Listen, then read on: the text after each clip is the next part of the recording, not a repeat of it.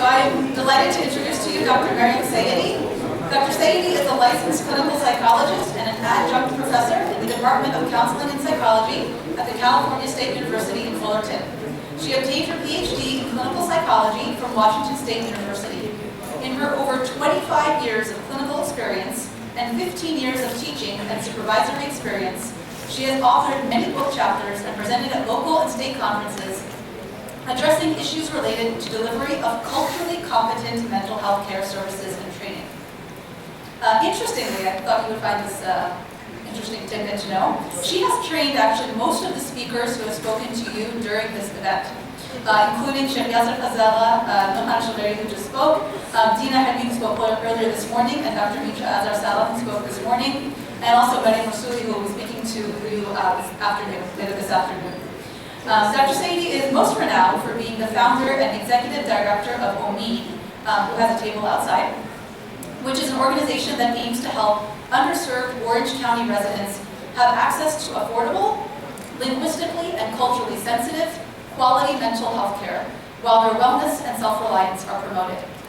Please help me, join me in welcoming Dr. Sayyedi.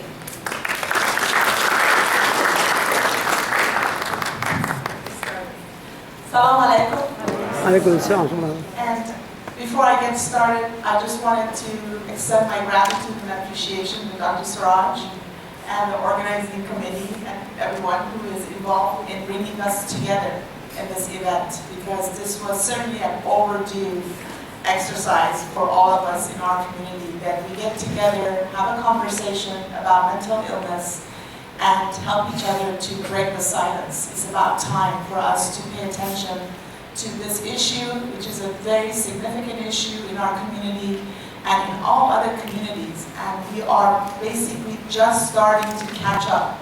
So it's very important, and I really appreciate all of you who are here, who devoted your Saturday to come and be with us and help us in this effort to raise awareness in our community and break the silence about mental illness. So thank you to all of you being here. And it was quite an honor that you actually read the list of people that in some way or another I have been involved with their education. And I'm really honored to be in their presence. And they are so amazing at this point and doing such great work for our community that I'm totally honored to be part of their experience at some point in their lives. So thank you for that, Dr. Siraj. I am going to talk to you about severe mental illness. I'm sure that today and also perhaps last night, I know there was a conversation, Sheikh Yasser doing that sort of a seminar, but I'm sure that you have heard about other problems and issues today, and when we say severe mental illness, we are basically referring to several illnesses who are as far as their impact in the life of the individual and their families, they are very significant, and we are going to talk about them more specifically. So, without any further ado, let me go to the first slide. So every talk starts with some statistics. Although the statistics that I'm providing you today, I have to qualify it because depending on the source from which you are gathering this information, the numbers vary. However, based on this most recent statistics, we can see that 1 in 4 Americans, so this statistics is related to the population in the US, that 1 in 4 are suffering from mental illness. However, although that sounds like a big statistics, not all of these individuals who are experiencing mental illness come and ask for help. And they basically suffer in silence. So this is an important issue that we're trying to address today. Next slide. Another statistics for you. It tells you that in 2013, about 18.3% of the population were identified to have mental illness. And similarly, we also have had this problem for so long now that somewhere between 18 to 25% of the population are suffering from mental illness, but as far as receiving help and support and care and actually engaging with the resources that are out there provided for them, less than half are coming in to get help. So this is significant for us to know. When it comes to children, especially in our community, we are more alert, we are more aware, and we are actually, in a way, more open to ask for help. And thank you for Sister Noah, who was presenting earlier. Working with children early on and addressing their issues early on is probably the best preventive measure. And it helps not just your own child, but it helps a community that has to eventually be with your child. So I always say, whenever you have any problems that you're trying to work with that problem in the community, try to address it as early as possible.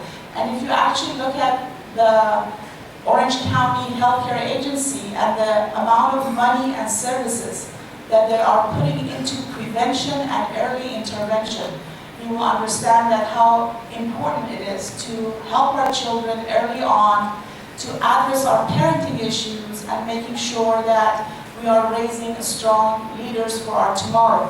However, the mental illness, the severe mental illness that I'm going to talk about today, I will mention that some aspect of certainly psychological development and parenting and all of that will certainly play a role, but the illnesses that I'm going to speak to you today about are considered as illnesses, meaning that regardless of parenting, regardless of early development, individuals may still experience these problems. So they are not due to a flaw in parenting or something happened early on in the child's experience that now resulted in current severe mental illness. So I will make sure I make the distinction between what we know as far as disorders and severe mental illness. So given that it is so prevalent, why people are not coming forward? Why is it that we are not paying so much attention to it? What research shows is that it's because almost all of us, across cultures, so this is not a cultural issue, this is across cultures, we are scared. We are scared. We fear the unknown. So part of that fear comes from the fact that we don't know much about severe mental illness or mental illness in general. And because of that lack of understanding or not having enough information, we tend to stay away from it. What else is there? We are scared of people who experience reality a bit different than us. And that kind of worries us. Because if they are experiencing reality, what we all have come to believe is our reality differently, then they will be somewhat unpredictable because we don't know what it is that they are reacting to, what kind of experience they are actually reacting to. And that can be a source of fear for those of us who are not experiencing such things. We have come to believe that individuals with mental illness or severe mental illness don't have control over their behaviors or emotions.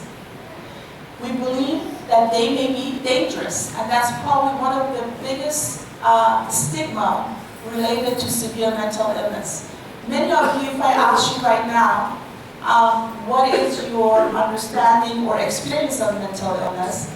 The first images that comes to your mind are people you have seen in the streets, the homeless, the individuals who are disheveled, walking around, talking to themselves, and that is the general image. Or, unfortunately, media doesn't help that negative image by giving us movies or news about someone with severe mental illness causing harm to the community, shooting at someone, or what have you. So the idea is that we are not only scared in a simple way, we are seriously afraid of individuals with severe mental illness because we think they're unpredictable, they're uncontrollable, and they are dangerous. Some may even go as far as thinking that they are not one of us. And this distinction of they and us is actually probably one of the biggest barriers and obstacles for individuals to come and ask for help. And actually benefiting from all the resources that are out there. So let's look at this. Let's see how true is the concept of mentally ill being dangerous. 95% of homicides are committed by people not diagnosed with a mental health problem.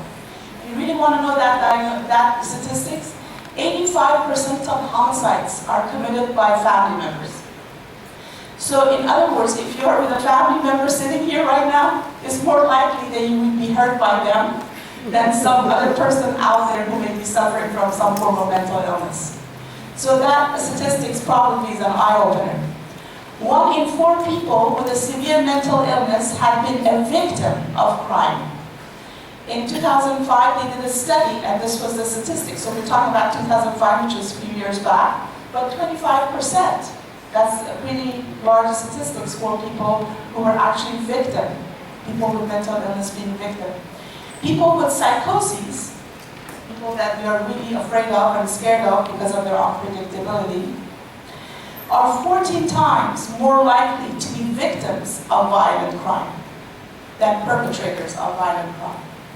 So I'm hoping that some of the information actually I'm going to be providing you today and the discussions that we hopefully have, and I really appreciate if you can hold that questions for at the end. We're going to have a panel with Sister Noha, and that way we can actually address all your questions probably better.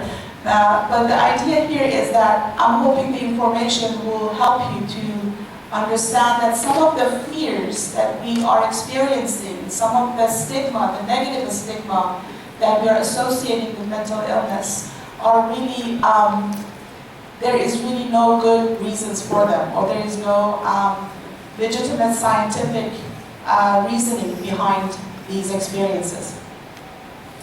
So what do people do when they're scared? Well, most of us in general tend to avoid the source of fear.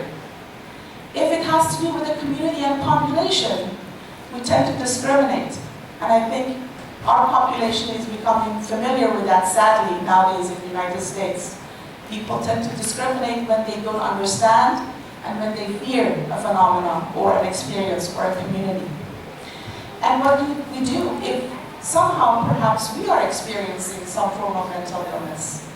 One of the first things that we do is deny. That is actually true for practically any other experience as well.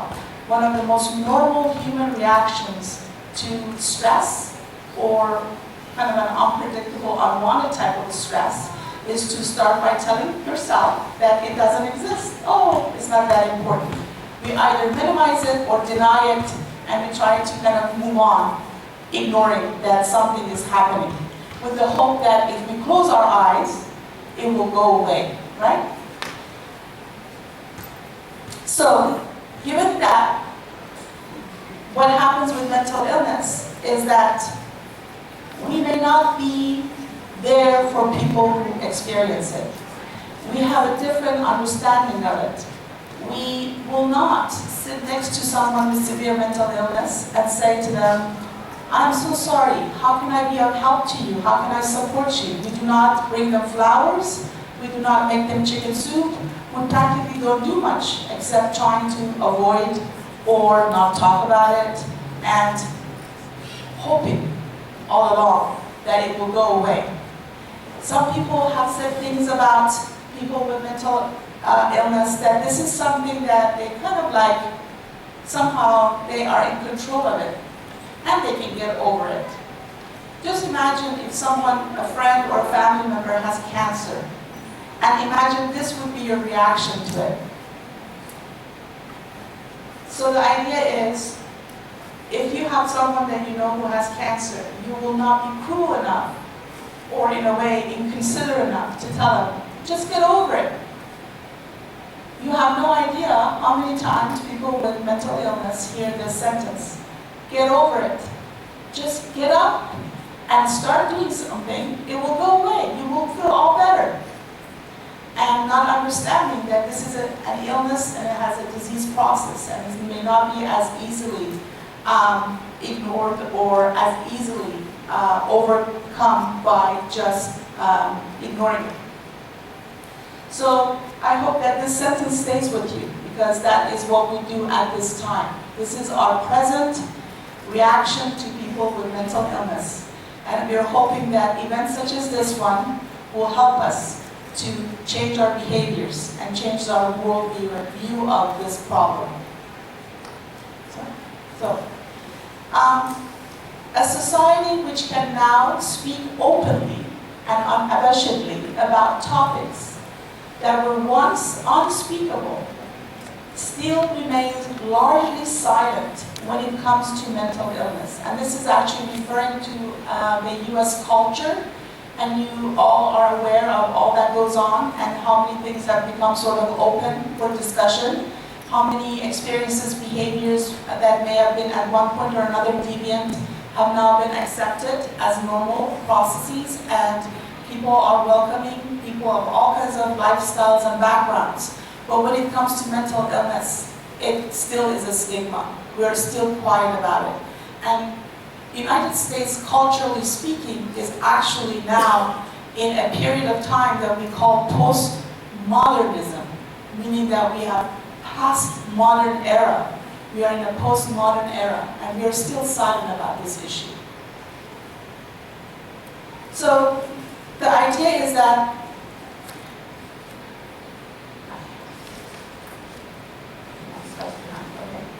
So I actually kind of created these definitions to just make some distinctions so people can kind of wrap their minds around what it is that we're really talking about as far as mental illness goes, and then I'll get into more detail later.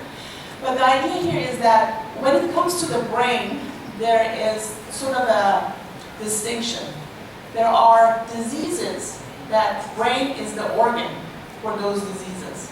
Alzheimer is one that most people know about. Cerebral palsy, multiple sclerosis. These are all treated as medical physiological problems with the brain as in the disease. And usually a neurologist is dealing with these problems. When it comes to severe mental illness, which actually reflects an imbalance of neurotransmitters or the brain chemistry. Neurotransmitters are basically the brain chemistry. In certain structures of the brain, then we are sort of moving away from that disease concept to an illness concept, because it becomes a bit more diffused as far as its pathophysiology, and we actually don't know much about the etiology of many of these disorders. So perhaps at one point they can be also classified under diseases, but at this point we call them illnesses. And psychiatrists actually are the professionals who work with severe mental illness. Another point of confusion comes from this, that psychiatrists primarily work with providing medication. So the pharmacotherapy or pharmacology is the part of the treatment received by people with severe mental illness is what psychiatrists do. However, dealing with the other aspects of the experience is actually left to many other professionals. And that's where the confusion comes in, that people go, well, if it's an illness, like a physical illness, then only medical doctors should be treating it. So if you have a psychologist, or you have a marriage and family therapist, or you have a licensed social worker, or a licensed professional counselor working with someone with mental illness, it sort of confuses people to this kind of an understanding that maybe it's really not that bad of an illness, because a medical doctor is not working with it.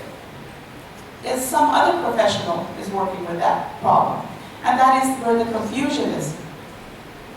What we know actually is that when we call it severe mental illness, is because it encompasses not just the physiology of the problem, but it encompasses all the social, psychological experiences that come with that problem.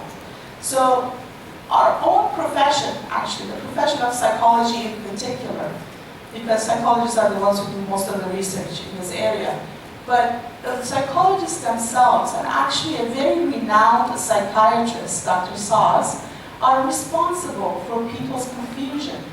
Because at one point or another in our history of our field, people have risen this argument that, you know, none of these diagnoses are actually real. That these are just labels that people just came up with. supported by pharmaceuticals, supported by these other organizations, just as a way of making money. So none of these terms, labels that we call them as mental disorders or mental illness are really accurate. And they're not really, and they're not entities, they're not really in existence. They're just a figment of our community's imagination, basically. And it's really our own fault. As a professional, as a professional, I'll take responsibility for all the people who have created this confusion. But a study in 1986, actually, so it goes as far back as that, kind of challenges that idea. The reality of mental illness, based on Martin Roth and a professor of psychiatry at Cambridge University, and Jerome Kroll, they counter-argue this, that the stability of the psychiatric symptoms over time shows that mental illness is no mere label or scapegoating device, but a real psychopathological entity with an authentic organic basis. And this sort of a study was, in a way, it was way overdue when it came out, because in the 50s and the 60s there was a lot of argument about reality of mental illness. I think as a community we were in denial, but as a scientific community we were in denial. But some of the studies that actually comes afterwards, and once we actually developed the functional MRIs, as most of you know about, and the brain imaging techniques, many of these doubts have been put to sleep, because now we can actually see the brain as it functions and when it doesn't function, and we can see the difference. So there is certainly a neuropathophysiology to some of these illnesses that we're going to talk about today. So I just want to reiterate this, that mental illness is like any other illnesses. It's not caused by moral weakness or lack of faith. It's a medical condition, and as such, it can be treated like any other illness. It's treatable even when there may be no cure, at least at this time. So with all the new advancements in development of all these technology that can actually track and study the brain, we are very hopeful that we will be able to, at one point or another, put this whole conversation to rest, and we will be able to address people with severe mental illness with a lot more resources, medical resources, and help them to actually perhaps move toward a cure. Next slide, please. I guess something got out of order. Is it this one? Just go ahead. This one. So, when you look at actually the history of psychiatry, you see that because we didn't know much about things, the way we treated people with mental illness was very frightening. It was actually the treatment that we had a long time ago was mostly torture-like as opposed to treatment-like. In other words, it was almost as if we were trying to either scare the person with mental illness to lose the illness, or we were going to scare the illness so that the illness leaves the person with mental illness. Or thinking about maybe this is a matter of willpower, we're trying to break the willpower so that eventually the person will not have the problem anymore. So the fact is that all these archaic, frightening, torture-like treatments belonged to a time that we didn't know much about mental illness. And we now know a bit more, and hopefully, and this is again one of the goals and hopes for our conversations today, is to make sure that our reactions and responses to people with mental illness is not as archaic and is not as torture-like and negative as it used to be. That we have come very far in the 21st century to understand it, to want to know more about it, and wanting to actually treat people differently.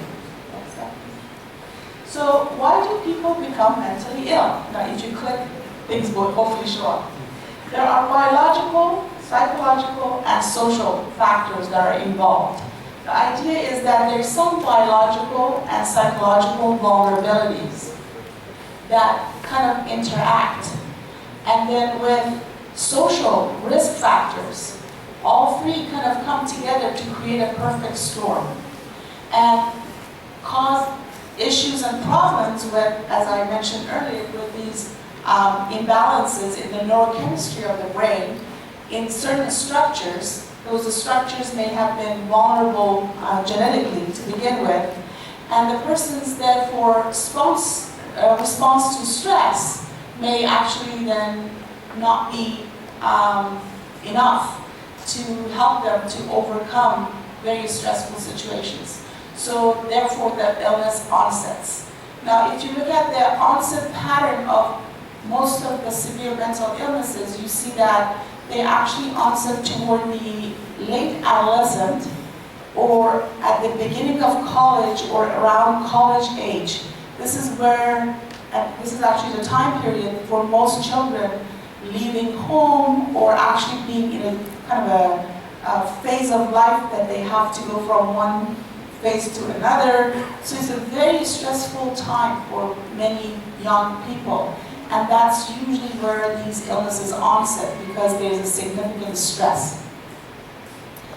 So what do we know about severe mental illness? They are best understood as an imbalance in the neurochemistry of the brain in certain brain structures, which results in dysfunctions in perception, how you perceive things, in reasoning, how you make sense out of things, and problem solve, in judgment, how you make decisions, how you regulate or control your emotions, and therefore it impacts behaviors. So what most of us are aware of are those behaviors. So we see these dysfunctional behaviors, not knowing what are the underpinning, the reasons behind those dysfunctional behaviors. But this is what we know. This is what the research basically, I can summarize all the research related to this issue, gonna tell you that what happens is that that imbalance in neurochemistry begins to impact certain structures of the brain that are involved in certain functions. And these functions are perception, reasoning, judgment, regulations of emotions, and therefore the outcome is a dysfunctional behavior. So what are the prevalent severe disorders? There are actually many disorders. We have about, I think the DSM-5 is close to 700 pages. But I have identified these 4 disorders because if you look at the history of psychiatry, actually, 2 illnesses stands out. 3 actually stand out, which we have them all here. We have depression, we have bipolar illness, and we have schizophrenia. So if you study history of psychiatry, not the history of psychiatry in the Western world, but look at the history of psychiatry in the East, with the understanding actually that the first mental illness hospital, psychiatric hospital, actually was in Egypt. And the way people were treated at the time was way more humane when it was compared to Western world and how people with mental illness were treated in the Western world. So these illnesses have existed across time and cultures and have persisted across time and cultures. They are certainly not a figment of our imagination or a product of our modern time. They have been there. They are part of human condition. So look at some of these names. Unfortunately, I couldn't find a nice slide from NAMI which would be culturally a bit more responsive. These are mostly people who are celebrities or famous historical people in the West. But this is what we have. Look at some of these names. I'm sure you can recognize most of them. These people actually were, based on their own biography or the information of their time, had suffered from severe mental illness. So what does that really mean? Why do I have this up? It doesn't mean that, I think what the point that I would like to really kind of emphasize with this slide is the following. Having mental illness doesn't mean the life is over. doesn't mean that you no longer can function, doesn't mean that you should go sit in a corner of a hospital for the rest of your life. There are people with severe mental illness who've done amazing work for our humanity, for our world, have had inventions, come up with amazing theories like Newton, Beethoven, beautiful music. So the idea is that mental illness is actually not a stamp to put on people and put them aside because they no longer can function. There are very, very important people in our history as well as the Western history who have suffered from some form of mental illness. I don't know how many of you are familiar with Rumi, who is a poet, but he has said, if you've ever been in love, you've been mentally ill. And actually, he said this many, many, many centuries ago, but the new science actually proves that. They have studied, they've done functional MRIs, they did brain imaging of people in love, and the brain is not functioning. That's what you do, all kinds of stuff when you're in love, and then later on you wonder, how the heck did I do that, right? It's because your brain is not functioning, believe it or not.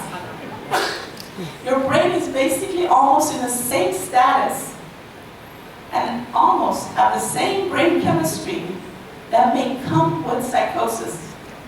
So to tell you that is also, I think it's important for you to kind of know that, so that the next time you're falling in love, start paying attention to what people around you are telling you. Because you may not be practicing good judgment, your perception might be dysfunctional, or your reasoning may be questionable, right? So the thing is that love actually impacts us in many, many different ways. In other words, mental illness is a human condition. And if you've never been in love, so you can claim that I've never been mentally ill, I suggest you become. You become one, because you're missing a lot in life. So if that is enough incentive for all of us to begin to think about this in a different way, I hope it has helped. These are some prevalence rates of disorders. As you can see, as simpler is the disorder in a way, and easier is the treatment, you actually see a higher prevalence, meaning that there are more people that may be suffering from that problem.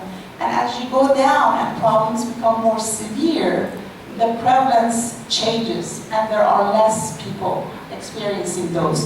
And that's mostly because, based on what the studies that we have, higher on this list, less involvement of genetics and biological sort of underpinnings. And as you go farther down and get into depression and get into schizophrenia and bipolar illness, there's a lot more pathophysiology that is involved.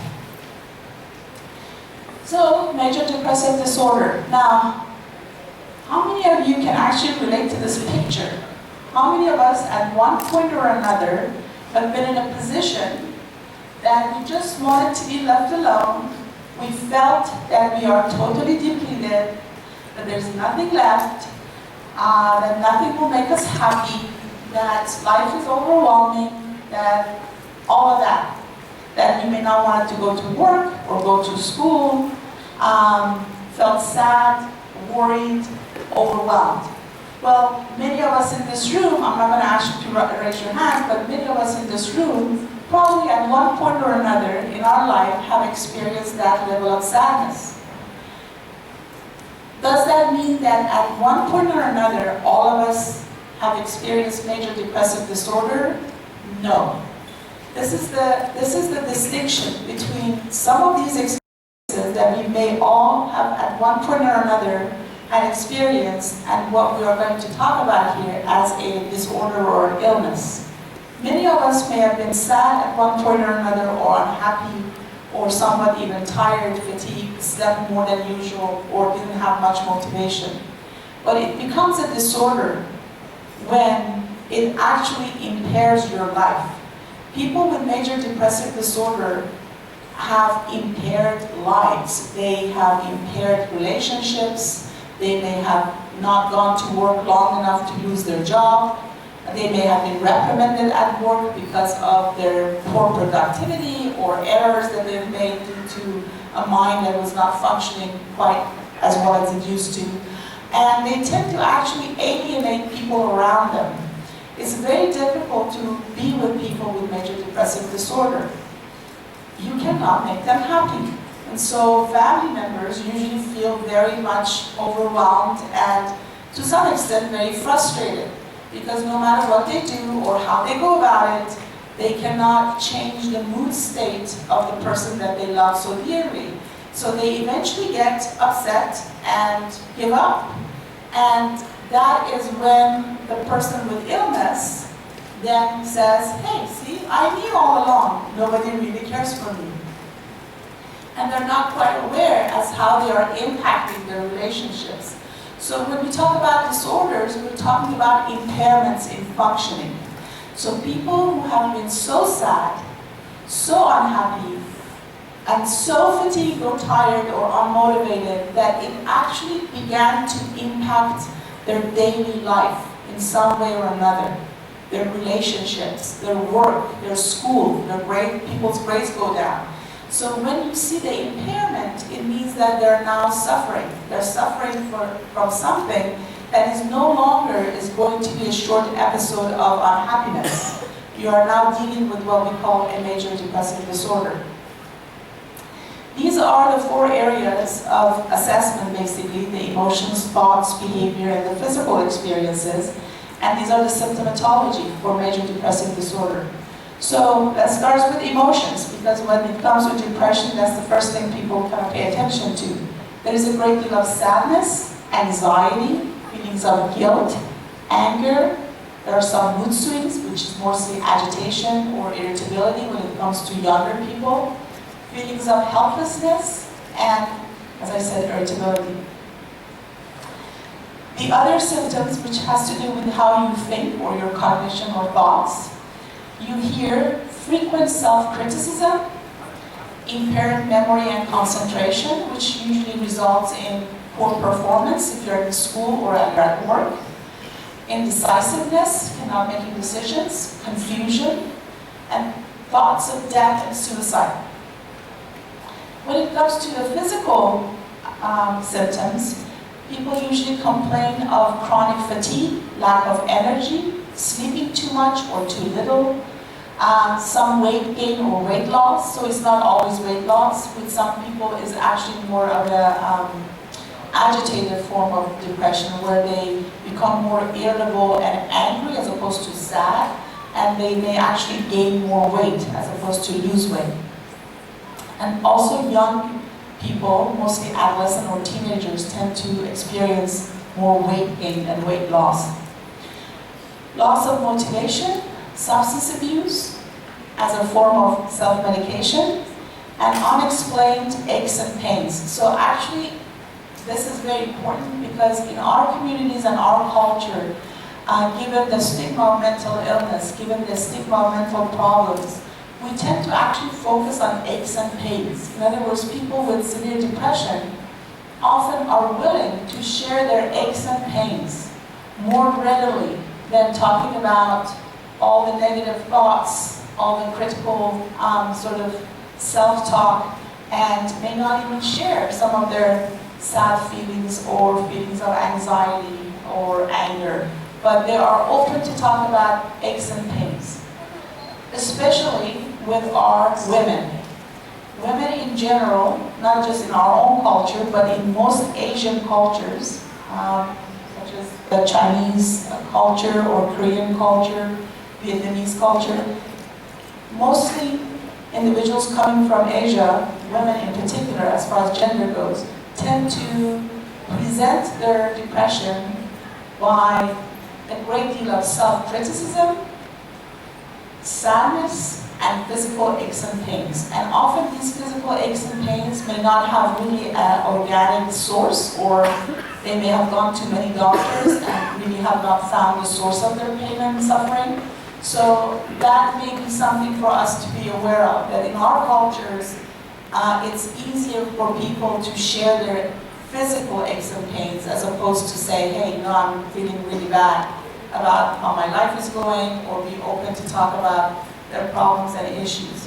One thing, however, that I take pride of, and at the same time it becomes an obstacle in detection of major depression, is this aspect of our community that when we get into groups, we do talk about our problems. But what happens is that then people top each other up. Like someone says, I have this ache, then someone else comes up with a worse ache. Someone says, I am upset about what happened to my car, or like this problem in my life, and someone else will top it. So what happens is this escalating conversation about problems, where all of a sudden, if you actually had significant problems, you begin to think, hey, I'm pretty well off. Look at what is happening to everybody else. So you leave the event feeling actually good about what is going on with you, and you may not quite understand what the experience is. So in a way, it helps us to bring some of this stuff out, to get off our chest, but at the same time, it may dilute the situation, and the person who may actually be suffering from a problem or an illness may kind of be either ignored or not noticed, because everybody else is having the same conversation. So in that sense, it's kind of a bit different than the Western culture, where everybody is tight-lipped and nobody talks about their pains and aches or sufferings, and they just keep talking about their achievements or their trips. It's kind of different in our culture, and at the same time, it can be a double-edged sword. But please pay attention, because when we talk about a severe illness or a severe problem, you see most of this symptomatology happening together, and it's creating an impairment. And it's important to pay attention to that, not minimize it, not say, oh, you'll be okay, not say, oh, she'll get better, she's been like this before. Well, if she's been like this before, maybe she has recurrent depression, which is also a form of major depressive disorder. So please pay attention and see if you can perhaps extend the helping hand and say, how can I be there for you? How can I help you? Maybe we should go and see a professional, because that's where really the answer is. Someone with major depressive disorder is not going to get better by just someone sitting there next to them and tell them about all their good points, tell them to think positively, tell them, oh, you're excellent, you're this, you're that, you forgot about how good you are, and try to cheer them up. This problem has a neurochemical component to it that needs to be addressed, and usually a psychiatrist or with mental health professionals together, they can help this individual to overcome the problem. Next one, please. Now, I said bipolar 1, I went into bipolar 2 first, and then I go into bipolar 1 because I listed these illnesses based on their level of severity and the level of impairment that they may cause. And bipolar 2 is a milder form of bipolar 1, where the component, the high mood, most people know about bipolar 1, but I will go into more detail in the next slide. But as you know, bipolarity refers to having high mood states and low mood states at the same time. Not at the same time, but in phases. Some people actually may fluctuate very rapidly in the span of one day. So it can fluctuate. But the point of it is that it's different than depression, because there's a high period. There's a period of time where the individual may feel sort of euphoria, joy, or in some cases they actually become very agitated and angry as opposed to happy and joyful. There is certainly some sleep disturbances, level of energy, and also taking risky behaviors are present, similar to bipolar 1, but in case of bipolar 2, all of these experiences are milder. In other words, first of all, they don't last very long, they last about a week, and mostly people with bipolar 2 actually come to therapy or ask for help when they are in a depressed phase, not when they are in a high phase, because they actually become super goal-oriented, they get a lot done, all the unfinished tasks and things that sort of they've been dreading to do, all of a sudden they find the energy and the motivation to do them. And they get things done, they may clean the entire house, organize all your cabinets. So people do a lot of goal-oriented positive activities when they are experiencing this form of the illness. And they may also do some negative stuff, high-risk behavior such as shopping a little bit more than usual, driving faster a little bit more than usual, and they become very talkative, they may talk a lot, and they may somewhat share too much about how good they are doing, or in a way kind of be a bit grandiose about their abilities or their performance. So all of that may be experienced, and right at the heel of that experience, the individual comes from that high to a significant low. And that is where the illness actually shows its real face, because the depression in bipolar 2 is severe. It's a severe major depressive episode where the individual may not want to come out of bed, may actually experience aches and pains, may not want to go to work, may oversleep, as opposed to getting away with a little bit of sleep. They may oversleep now, and they just feel this general sense of malaise, sadness, and dysphoria. And that's when they usually may ask for help, not when they are in the high period.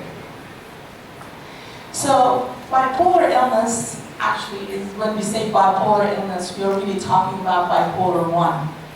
The more serious form of the disorder. And this is kind of interesting because I was looking for an image to put here, and I went up to Google imaging, and I said, images for bipolar illness.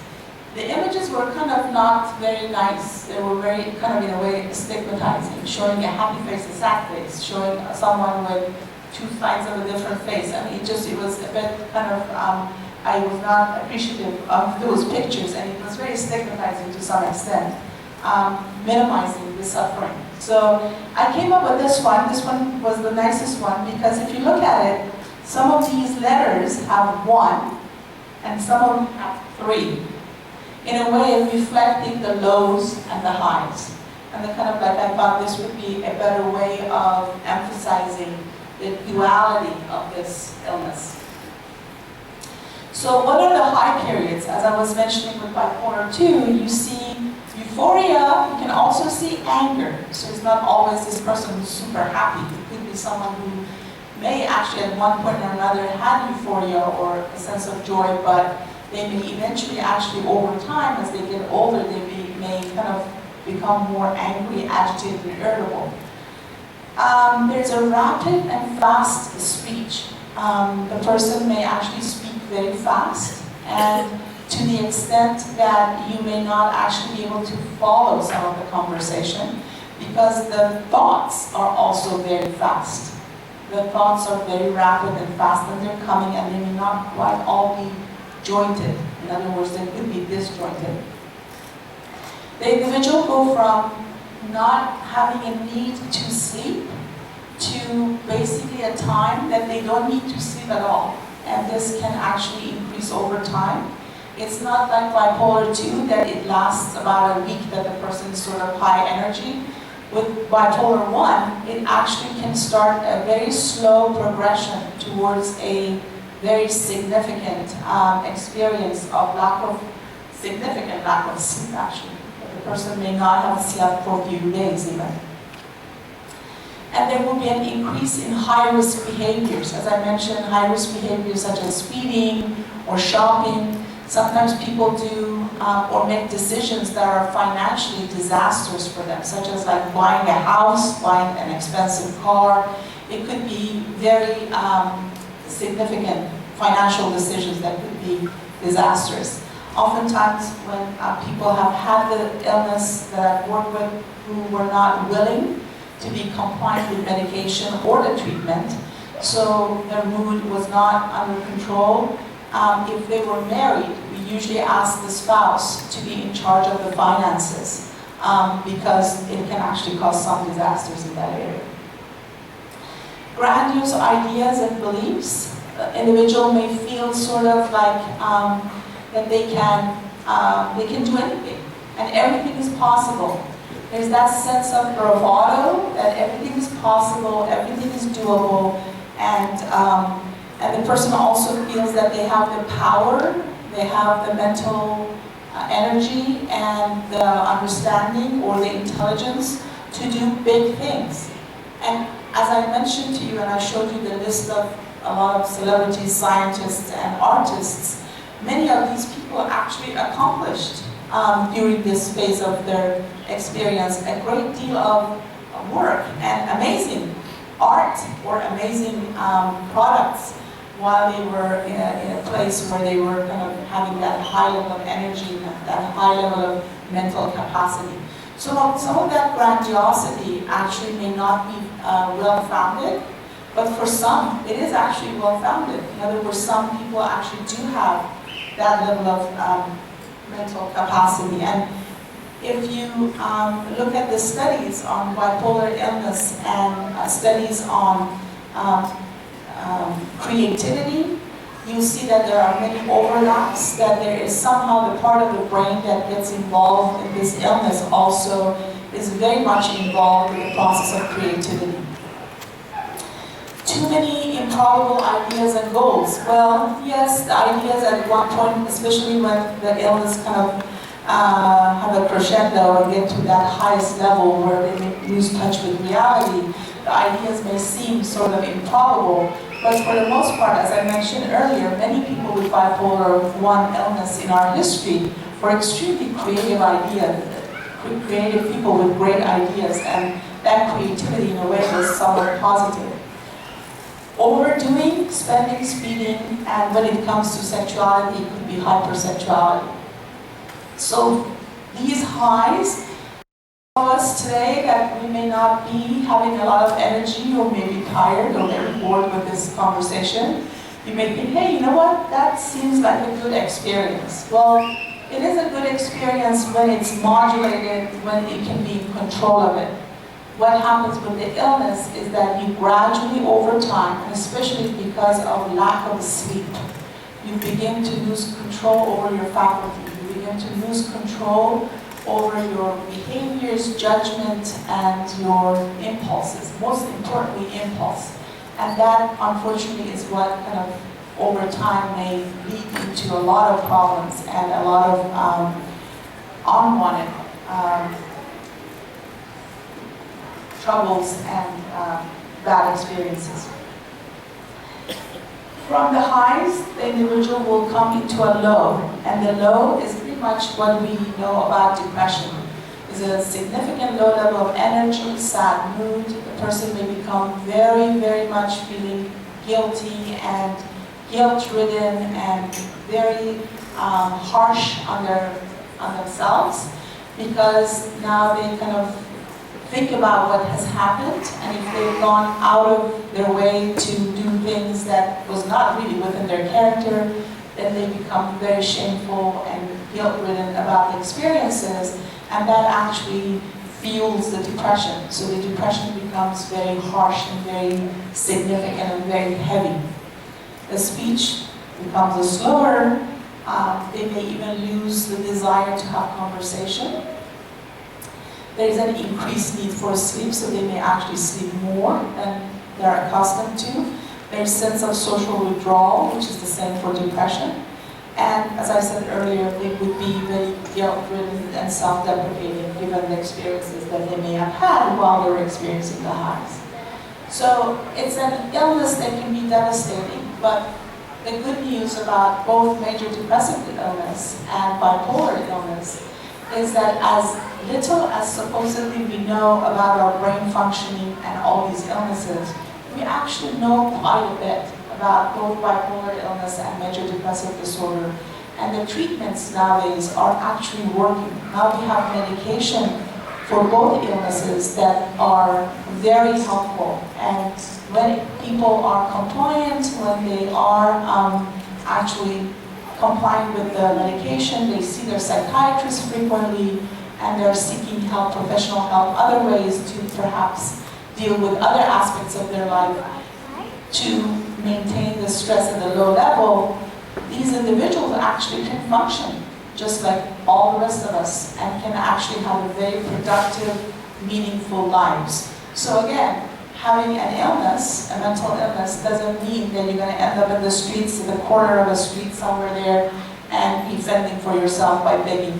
And that is really not the image that you should be going out of here today thinking about mental illness. People with mental illness can function very well, can be contributing members of our society, and oftentimes, especially people with bipolar illness, given their level of intelligence and their level of creativity, are usually extremely productive members of our society. So we need to keep that in mind.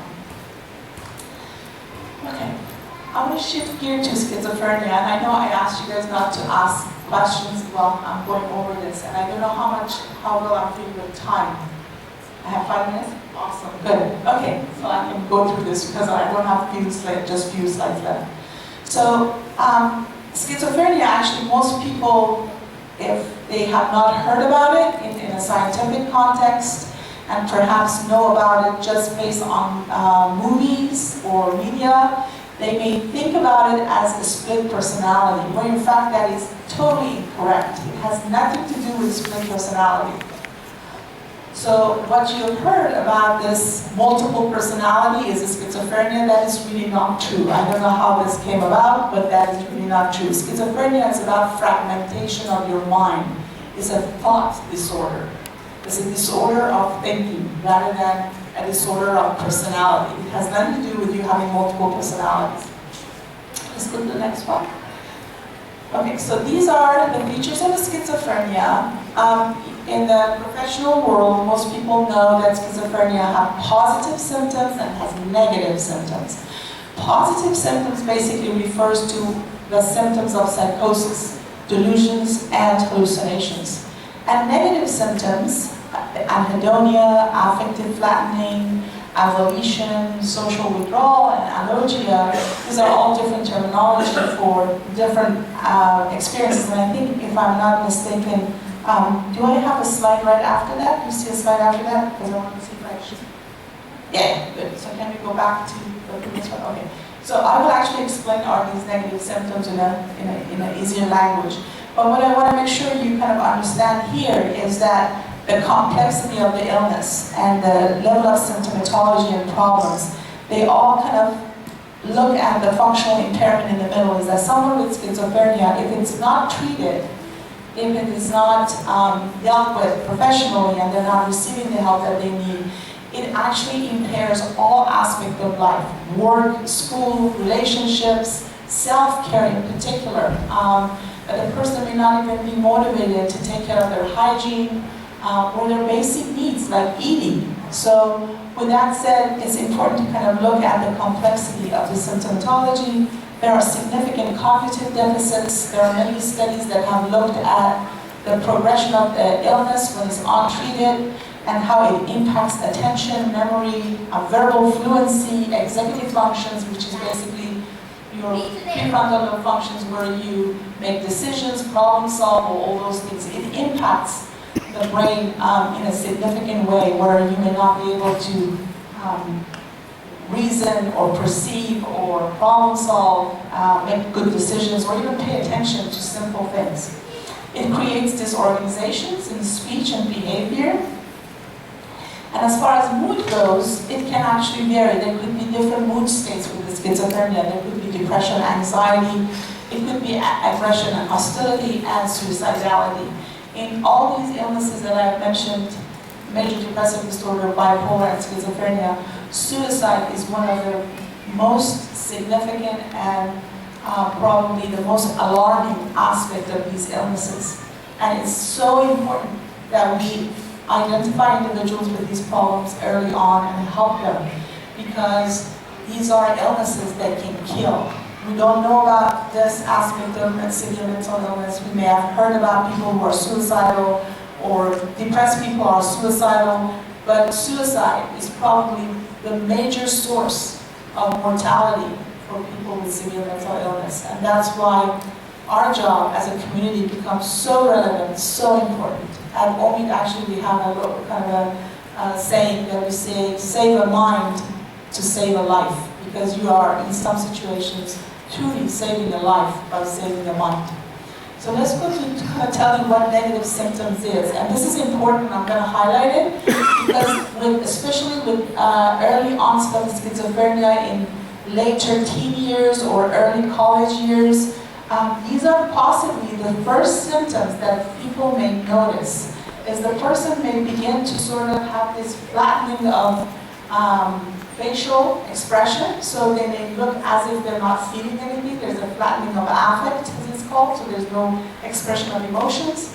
Drive to pursue goals or have intentions go down. There's an absence. These are called negative because there's an absence of these things.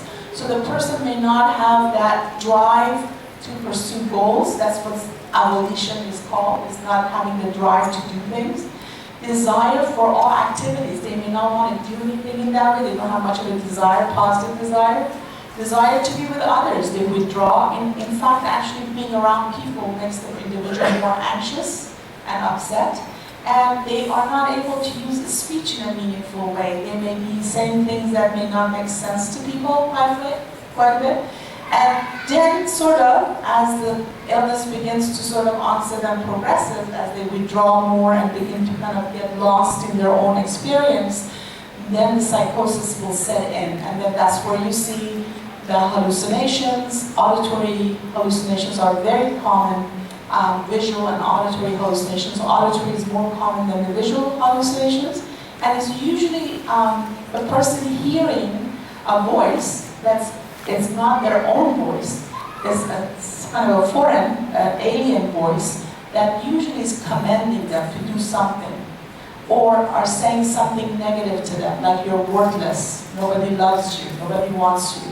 So the voices are extremely disturbing. And I actually suggest you guys do sort of an exercise to understand how difficult it is to have this illness. 3 of you get together. One of you starts talking into the other person's ear and say things like, you are worthless, you're no good, you're a sinner. And have that other person try to have a conversation with the person that you're talking into their ears. And see how well they can focus on what you're talking about. See how well they can connect to you. It would be impossible, even for those of you who are sitting here, your brain is functioning and there's no disturbance there. It will be very, very difficult to stay focused and pay attention. So when the psychosis sets in, when those hallucinations begin, and there are delusions as well that accompany hallucinations. Delusions are not perceptual disturbances like hallucinations. Hallucinations, you hear a sound when there is nothing there to be heard, or you see things that when there is nothing else to be seen. But delusions are thoughts, and these thoughts are basically, to some extent, very disturbing. You may think that people can read your mind, or people are inserting thoughts in your head, or you may think that your thoughts are being broadcasted out. So there are sort of very odd ways of thinking, which actually creates a lot of sort of anxiety for the individual, a lot of paranoia. Everyone is against me, everyone wants to get back at me or hurt me. Those type of paranoid delusions are very common. There also could be some grandiose delusions similar to the bipolar illness, where the individual may feel or not feel, think that they are, for example, Christ or Prophet Muhammad. They may think that they are a divinity of some kind. And so the grandiosity is to that level of extremity. So with that understanding, it's very important to kind of know the signs and symptoms. And often with schizophrenia, this early stages where the person is just withdrawing and is just becoming more and more isolated.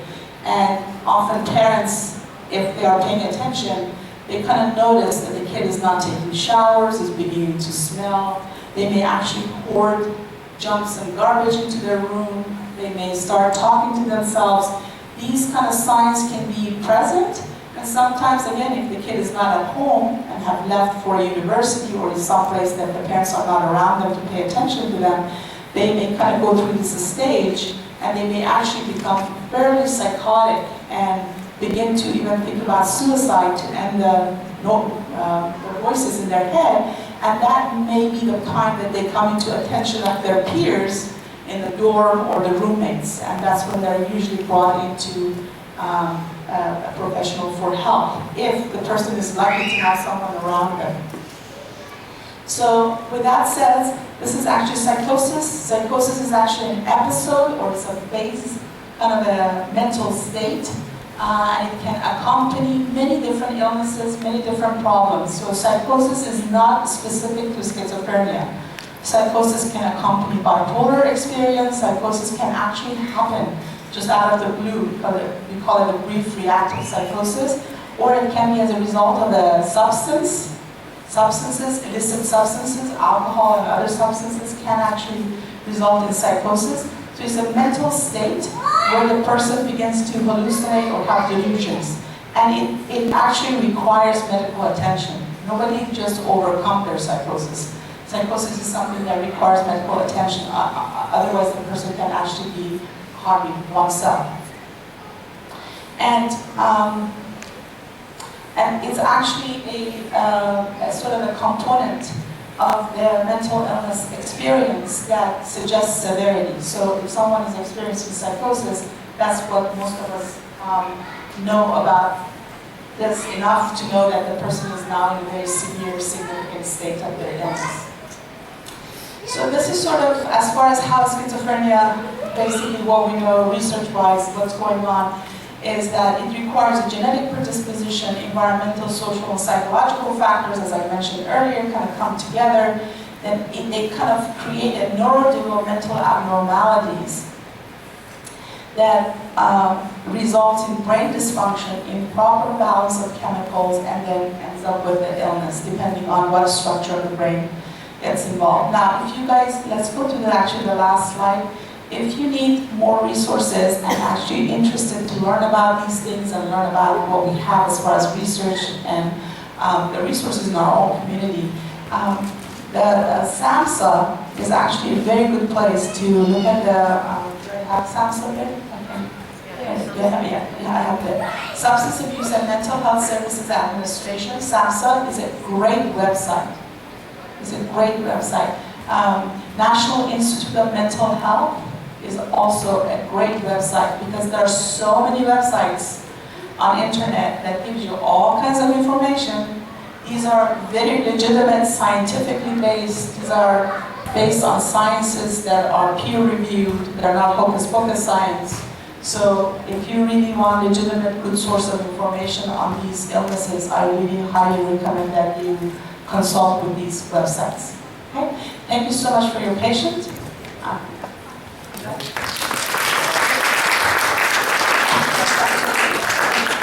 Sharing all of your extensive knowledge with us.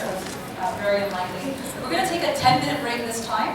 So we'll regroup here at 4:50, inshallah, and we will have open Q&A session with Dr. Sayyedi and with Ilham, and they'll be able to answer all your questions for you. So 4:50 we'll regroup, inshallah.